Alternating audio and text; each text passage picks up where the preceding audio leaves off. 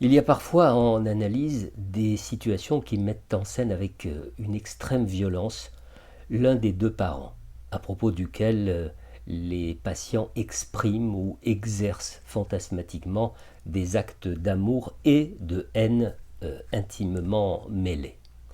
Alors, ne pas comprendre ou accueillir avec difficulté de telles scènes de violence, c'est évidemment ne pas compter avec l'ambivalence des sentiments que vit nécessairement chaque enfant à l'égard des parents pendant sa petite enfance.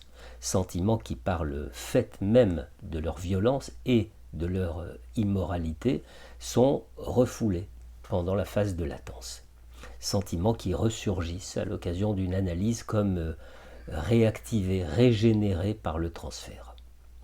Dans l'histoire de la psychanalyse, il existe un rêve qui est devenu un grand classique et qui montre bien comment, malgré le refoulement, cette ambivalence habite toujours le sujet et trouve opportun de se manifester à travers les formations de l'inconscient.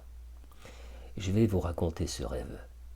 Je suis en train de marcher dans une ruelle étroite, lorsque soudain j'entends derrière moi un fracas terrible. Je me retourne et je vois arriver à très vive allure une calèche dont les chevaux semblent complètement fous. Le cocher a perdu les rênes et j'aperçois à la fenêtre de la calèche le visage d'un homme d'un certain âge complètement affolé. Je me dis que d'une seconde à l'autre, la calèche va aller s'écraser contre le mur d'en face et que tous les occupants vont mourir.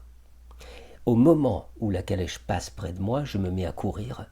Je cours, j'arrive à sauter sur le dos d'un cheval, à ramasser les rênes et à tirer très fort et j'arrête la course des chevaux fous. À ce moment-là, la portière de la calèche s'ouvre. L'homme d'un certain âge en descend, vient vers moi et me tend la main en me disant « Merci, vous m'avez sauvé la vie ». Vous noterez que ce rêve comporte deux séquences. La première séquence est passive, c'est-à-dire le marcheur regarde la scène se dérouler et elle se termine par un souhait déguisé, c'est-à-dire je veux que cet homme d'un certain âge meure dans l'accident qui va survenir.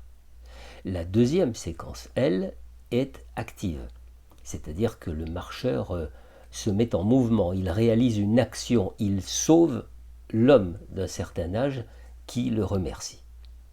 Une séquence passive, une séquence active. Un désir de mort à l'égard de la figure qui est évidemment identifiée comme celle du père, et d'autre part une action qui réalise le sauvetage du père.